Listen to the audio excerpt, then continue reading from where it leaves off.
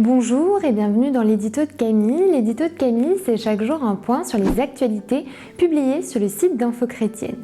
Aujourd'hui, lundi 22 mars, nous allons parler d'un plaidoyer pour la vie.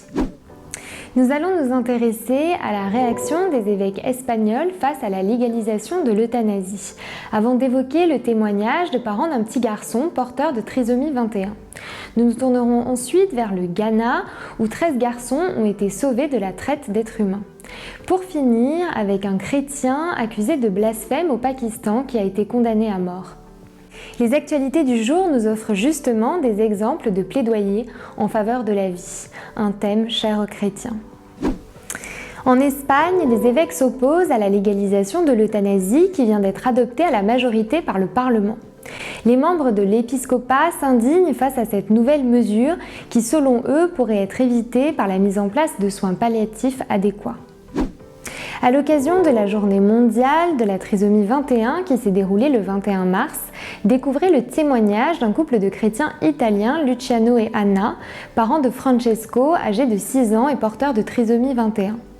La mère du petit garçon témoigne des moments de grande difficulté qu'elle a traversés à l'annonce de cet handicap, ainsi que la joie que lui apporte son fils, malgré sa différence. Au Ghana, on célèbre le sauvetage de 13 garçons âgés de 9 à 19 ans, survivants de la traite d'êtres humains qui ont pu retourner dans leur famille en Côte d'Ivoire. Certains étaient exploités depuis 10 ans. Malgré cette victoire, il reste encore beaucoup à faire dans le pays pour prévenir la traite des enfants.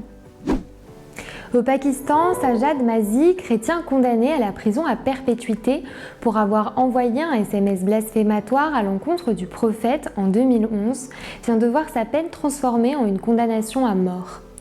Pour le président du Conseil national des églises du Pakistan, il s'agit d'un abus flagrant de la loi qui met en péril la vie de tous les Pakistanais. Pour Jésus, la vie de chaque être humain est importante. C'est pourquoi, dès lors que la vie est menacée, les chrétiens se sentent concernés.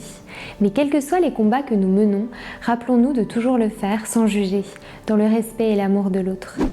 Ce sera tout pour aujourd'hui. Si cette vidéo vous a plu, n'hésitez pas à la liker, à la partager ou à nous le dire en commentaire. Je vous souhaite une très bonne soirée, soyez bénis.